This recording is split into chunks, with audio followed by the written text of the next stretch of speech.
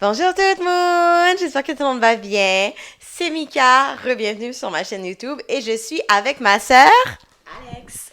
Est-ce que tu veux nous parler un peu de toi? Donc, je suis la sœur de Mika. Je suis avocate en droit de la famille et je fais un peu d'immigration.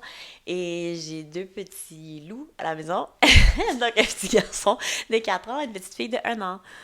Oh, nice! Bon, ben, nous on est sœurs depuis 34 ans, depuis toujours. Pourquoi je t'ai amenée ici aujourd'hui? Parce qu'on est dans une saison où on veut être des goal-getters, OK? Puis, je voulais te présenter justement parce que je trouve que tu es vraiment une de mes accountability partners. Ben oui, on fait le book club ensemble. Justement, est-ce qu'on peut parler un peu du book club? Mais oui, justement, la nouvelle saison devrait bientôt commencer parce que là, ça commence à me manquer là, de voir à chaque mois. Donc, on a un groupe de filles, un groupe de femmes, puis on lit un livre, on doit faire des résumés, qu'est-ce qu'on a appris, qu'est-ce qu'on n'a pas aimé. On fait du brainstorming et c'est le fun parce que tout le monde a une expérience de vie différente. Donc, de venir avec un certain bagage puis dire une certaine opinion, ça nous aide entre nous à grandir. Puis après ça, je trouve, on se fixe des objectifs, des goals. C'est vraiment le fun, c'est super. Ah, yeah. Ça fait combien de temps qu'on fait le book club? 7-8 ans là. 7, 8 ans qu'on Ouais. fait le book club à chaque saison. Fait qu'on lit environ combien de livres par mois? Par mois, on lit un livre, par année, une dizaine. Je pense une dizaine avec le book club, puis personnellement, entre nous, des fois aussi pour voir ce sera quoi la vision pour le book club cette année. Des fois, on se donne 3 4 5 livres à lire entre les saisons. Donc, personnellement, on en lit une quinzaine par année, et avec le book club, une dizaine. Ouais. Plus dans notre domaine. On en lit, fait qu'environ une vingtaine. OK. Anecdote, j'ai trouvé un livre que c'était un gros fail de toutes mes années du book club. Le gros fail, c'était Don't Forget Your Crown. Est-ce que vous savez Nul. Yo, j'ai eu tellement honte parce que dans ce book club-là, il y avait des femmes, ben il y avait je vais pas nommer de nom, mais il y a des députés, il y avait des gens sérieux. Puis ce gars-là, c'est qui ce gars-là? Dans le fond, c'est un influenceur, Derek Jackson, un influenceur qui donne des conseils sur comment date, comment les filles doivent faire pour avoir un bon gars. OK? Ouais. Le livre est bourré de fautes d'orthographe. Comme on n'est pas en anglais, c'est pas comme si on est des pros, des littéraires ou quoi que ce soit, mais j'ai l'impression que c'était un ramassis de quotes qu'il a pris sur ses pages Instagram. Il a tout mis ensemble, il a fait imprimer son propre livre. Il a été faire un photoshoot, puis Il a été faire un photoshoot. donc là, on pense que le livre est sérieux. Honnêtement, je me rappelle même plus. Je sais que c'était nul. Il donne des conseils, mais il raconte comment il a trompé son ex, sa femme, je sais pas quoi. Et dans la vraie vie aussi, malheureusement, un fail. Tant qu'à moi, c'est pas un exemple, c'est pas un modèle. Toi, qu'est-ce que t'as pensé de ce livre-là? Ben, honnêtement, c'est comme s'il essaye de redonner la valeur aux femmes qui pensent qu'ils n'ont pas de valeur, mais c'était bizarre. On dirait qu'il répondait à une fille en général dans son DM, puis Il a fait un livre avec ça. il a fait un livre avec ça, mais le pire, c'est sa vie. Comme, il est marié, il a commencé à devenir un gourou sur les réseaux sociaux, puis après ça, il a commencé à tromper sa femme avec toutes les femmes qui sont dans son DM. En tout cas, je suis sûre que vous avez déjà vu la tête de ce gars-là, là. Mais je pense qu'on a passé assez de temps. On lui a donné assez de temps là. On va switch. Bye bye, Derek. Bye. Une lecture drôle maintenant. Ça, c'est toi qui m'as montré ce livre-là. Ce livre-là, honnêtement, là. Excellent, ladies. Why men love bitches. Puis, oups. Beep. Wyman. Donc, je pense que c'est un livre un peu pour de confiance en soi pour les femmes, en fait, qui sont dans le dating scene, puis qui se demandent, tu sais, j'ai pas réussi à attirer les bonnes personnes, je tombe tout le temps sur des mauvaises personnes, des mauvaises relations, puis si je suis avec tel type de personne, toutes mes relations, c'est la même chose. Donc, c'est un livre, en fait, pour donner confiance aux femmes de comment aborder le dating scene, comment se comporter, avoir confiance en soi. Puis, bref, c'est un jeu de mots, Why Men Love. Mais c'est pour dire un peu pourquoi les hommes, ils aiment les femmes de confiance. Les femmes qui sont pas gênées de dire non, je suis pas disponible ce soir, ou non, je vais pas cuisiner pour toi. Voici, je vais du popcorn, c'est ça qu'on soupe à soir, that's it. Donc, voilà. Je trouve ça tellement important, surtout, je vais dire, pour une femme noire, parce qu'on est habitué de tout faire nous-mêmes. de tout faire nous-mêmes. Fait que ça veut dire que, tu sais, dans l'ère de, on comprend mieux c'est quoi l'énergie masculine, l'énergie féminine, on apporte beaucoup d'énergie masculine lorsque on montre qu'on peut tout faire. Et On s'en rend pas compte. ben c'est ça, parce que pour nous c'est normal, si tu le fais pas, il y a pas de problème, moi je vais le faire. Je t'ai demandé une fois, si tu le fais pas, je vais le faire. Mais pourtant, les hommes, ils aiment prendre soin de leurs femmes, ils aiment quand t'arrives avec l'épicerie puis tu fais semblant que oh my god c'est trop lourd, nanana. Il faut que tu leur donnes cette opportunité-là, c'est ça. Donc, tu viens d'accoucher, tout de suite, ah non, ça va, je peux faire la vaisselle, je peux faire le ménage. Non, girl, reste. Je peux pas, je viens d'accoucher. Je viens de sortir un whole human de mon body. Exactement. Donc, non, ces livres-là, là, excellent pour la confiance en soi. Je vous recommande, mesdames. Ouais. Puis j'ai eu beaucoup d'appréhension au début. Moi, je voulais pas le lire parce que j'étais comme ah, ça a l'air un peu bizarre, mais pourtant c'est drôle, c'est le fun. Puis ça t'apprend à avoir des boundaries. Right. OK, maintenant un des derniers livres qu'on a lu, un classique, moi je pense. Ben oui, de Let Them Theory. Je pense qu'on l'a lu dans le dernier book club. Puis je pense que tout le monde a su l'appliquer immédiatement à une situation de sa vie, de savoir le laisser aller. Tu sais, vous savez, quand t'as une amie qui fait un post sur Instagram, elle a été au restaurant avec les filles, ils t'ont pas invité, t'es comme, je pensais qu'on était amis, elle est venue à la fête de mon fils la semaine passée, qu'est-ce qui se passe? Donc c'est vraiment un peu un hymne à la, tu sais, prends confiance en toi, puis comme, est-ce que ça va vraiment te toucher? Est-ce que ça te touche vraiment de ne pas avoir été au restaurant? Parce que là, t'es là dans ta tête, puis anyway, j'aurais pas été. Mais t'aurais pas été. Pourquoi? C'est quoi? Alors, pourquoi t'es fâchée? Exactement. Mais ouais, non, moi j'ai vraiment aimé ça, surtout dans la période je trouve que chaque livre est bon pour une saison. Des fois, il y a des gens, ils lisent un livre, puis ils comprennent pas, ils sont comme « Ah, je l'ai pas trop aimé, nanana. » Mais c'est peut-être parce que dans la saison où tu es actuellement, t'en as pas besoin. Mais prends tout à crédit. Parce que ça, là, c'est un bon livre, encore une fois, sur les boundaries, mais aussi sur le... moi, je vais plus le dire « Let go, let God ». Comme let go, laisse faire. La personne, elle a fait ça, t'as pas aimé ça. Est-ce que vraiment tu décides d'être chamboulé émotionnellement par cette situation ou pour de vrai, au fond de toi, tu t'en fous. C'est juste que t'aurais voulu être invité aussi ou t'aurais voulu qu'elle te dise autre chose. Ou tu sais, c'est vraiment un bon livre d'introspection, je pense.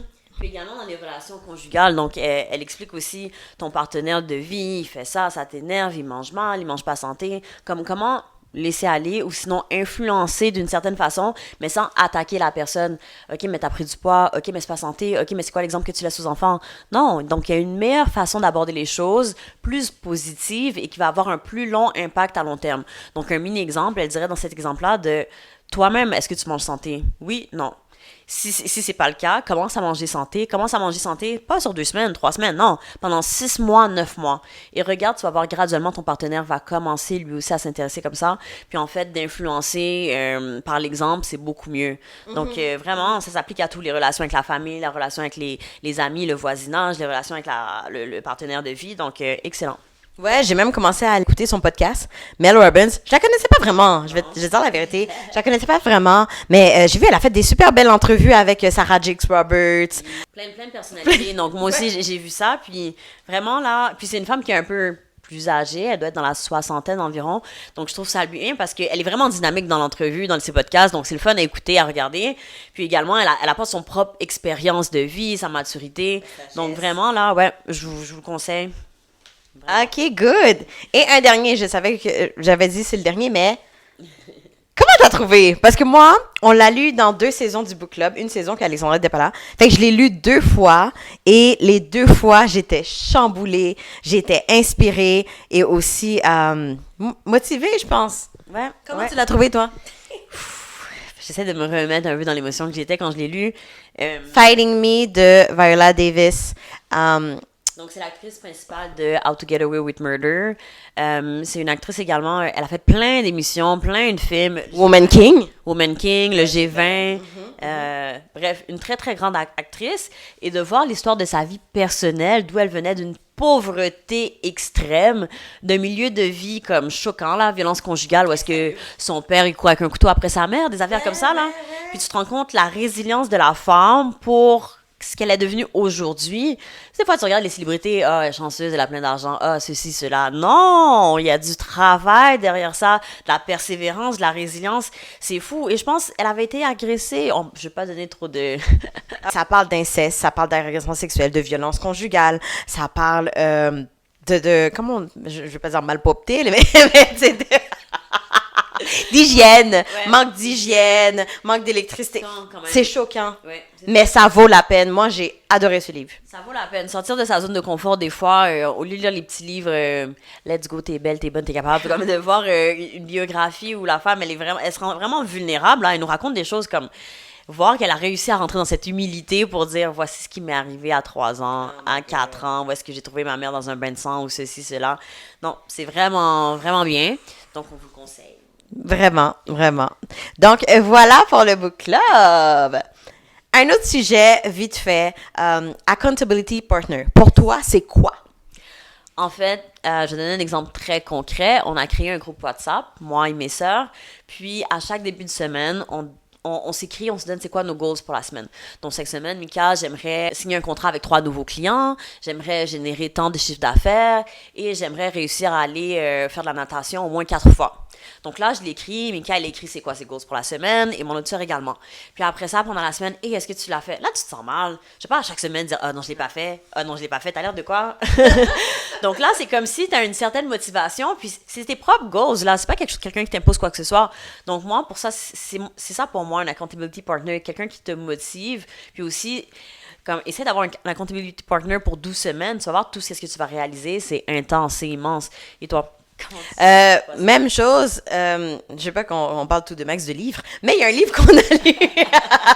Mais il y a un livre qu'on a lu, que je vais mettre la photo parce qu'on l'avait fait en audiobook, ça s'appelle The 12 Weeks Year. Ouais. Puis j'ai trouvé ça super, super intéressant parce que des fois, on va faire des plans sur une année complète, genre, c'est quoi tes résolutions? Ben, je vais faire ça, je vais faire ci, je vais faire ça. Mais quand tu sépares en trimestre, au lieu de vraiment dire, cette année, je vais réaliser ça, tu as plus de chances de réaliser tout ce que tu dis. Et aussi, tu prends le temps de célébrer chaque win. Ça aussi. Donc, depuis qu'on a lu ce livre-là, je pense que je sépare mon année en 4 et j'essaie de prendre des vacances à chaque 12 semaines. Donc, aussi au travail, parce que, tu sais, c'est lourd, on travaille très fort. Puis, c'est plus facile de se dire, OK, donc pour ces 12 prochaines semaines, mon objectif, c'est de réaliser ça. On va dire, si c'est une perte de poids, c'est de perdre 30 livres. Si c'est pour, je sais pas, lire un livre, je vais réussir à lire 10 livres. C'est plus facile sur 12 semaines que sur un an. Donc, aujourd'hui, cette année, je vais apprendre l'espagnol. Ah, ben, j'ai encore le temps, puis 365 jours passent. T'as rien fait. Tandis que si c'est sur 12 semaines, si en plus de ça, t'as un accountability partner, cette semaine, je vais me rendre au niveau 2 dans Duolingo, c'est plus tangible, c'est plus motivant, c'est plus réalisable. Donc, voilà, ce livre-là aussi est excellent. Ça, je veux dire, je vous conseille de lire ce livre-là, surtout pour commencer l'année différemment, peut-être. Ouais. Mais ouais, moi, je trouve ça super important, un accountability partner. Et on arrive dans la saison où on aime ça faire nos vision boards. Yes. On va finir la vidéo YouTube avec ça. Voilà. J'adore les vision boards. Et toi aussi, je crois. J'adore. Honnêtement, je dors. Ça, c'est ma place sur le lit double, le lit king. La table de nuit à côté de moi, mon vision board, il est là. Donc, à tous les matins, je me lève. Je le vois que cette année, je dois faire du jet ski. Je le vois, tous mes objectifs que j'ai mis sur mon vision board. Puis, je sais pas, tous les matins, ça me rappelle, c'est vrai. Tu sais, ça me motive parce que c'est des choses, le fun, que j'ai choisi de mettre sur mon vision board. Donc, ça m'encourage, ça me motive. OK, ça, je vais faire ça telle fois dans l'année. Je dois réussir à arranger mes affaires comme ça, etc.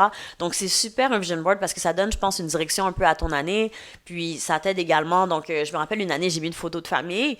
Puis, c'est l'année dernière, je pense, quand j'étais enceinte de ma fille. Donc, je sais pas, ça me donne de la joie à chaque fois que je regardais les photos parce que oui, effectivement, je suis enceinte, je vais avoir un bébé, la famille va s'agrandir, donc non, un vision board, c'est super. Oh, yeah! Dernière chose. Mais je pense que tu fais un événement, non? C'est ça, je fais un événement le 14 décembre prochain. Je fais Priestly and Manifest. Vision Board. Deuxième édition. C'est ça, deuxième édition. Première édition, c'était super nice, c'était à Laval, là, on va le faire à Montréal. Là, je travaille, oui, sur la beauté de tout ça. Je veux que les femmes, ils arrivent, puis l'ambiance soit comme une ambiance riche et abondante que tu as envie de rêver. Mais je travaille aussi sur l'impact parce que j'aime ça quand j'ai des témoignages positifs de comment une activité, comment une action, comment une parole a pu changer la vie d'une femme. Pour finir, Alexandra, j'aimerais te dire justement, s'il y a une fille en ce moment qui a jamais fait de vision c'est pas sorcier! S'il y a une fille qui nous écoute, qui a jamais fait de vision board, fait comme, ah, c'est cute, mais comme, est-ce que ça vaut la peine, bla bla bla, est-ce que pour de vrai tout se réalise? Qu'est-ce que tu pourrais lui dire? En fait, c'est sûr, dans la vie, si tu veux réaliser des choses, t'es pas obligé nécessairement de faire un vision board, mais si tu veux aller un peu plus loin, un peu plus vite, un peu plus haut, je trouve que c'est une belle activité, puis vraiment un beau projet. Donc, moi, personnellement, je me rappelle, j'étais étudiante en droit, donc j'ai fait mon vision board et j'avais mis des photos de Ghost dans Power. À l'époque, je voulais devenir avocate criminaliste, puis il faut que ce soit motivant. Donc là, j'ai mis des photos de Ghost quand il est en prison, j'ai mis des photos de, je sais pas, une bague, quelqu'un qui dit veux-tu m'épouser, Alex, etc. Puis ça te donne une vision, ça te donne de l'énergie positive, puis il n'y a jamais rien de mal à avoir de l'énergie positive le matin quand tu te réveilles, avoir de l'énergie positive quand tu t'en vas dans ta journée, de savoir, OK, j'ai cette job-là, je l'aime pas, mais je fais des sacrifices parce que mon objectif, c'est ça. Éventuellement, je veux, exemple, acheter ce véhicule-là, je veux acheter cette maison, je veux pouvoir envoyer mes enfants à cette école ou peu importe. Je trouve que c'est bien en termes de motivation. Et également, comme l'année dernière, il y a plein de femmes qui ont donné un témoignage à ton événement où, oui, ça marche, oui, ça fonctionne. Quelque chose qui donne un boost, là, qui te motive. Donc, voilà. Mais merci. Merci beaucoup. Tu vas être là cette année? Bien sûr. Bien sûr. Bon, ben merci tout le monde. C'est fini? Ben oui. Tu reviendras la semaine prochaine. Merci tout le monde d'avoir pris le temps d'écouter cette vidéo YouTube. J'espère que ça vous a motivé à lire plus ou faire partie de notre book club, à venir au Vision Board ou en faire un par vous-même chez vous à la maison. Et juste à trouver un sisterhood qui vous motive puis qui vous inspire à aller plus loin, à réaliser votre plein potentiel. Voilà, donc mot de la fin, merci. Amen. Les filles de m'avoir accueilli donc dans votre cercle, dans votre milieu avec Mika, j'étais contente d'être là et j'espère pouvoir revenir une prochaine fois. Bye bye.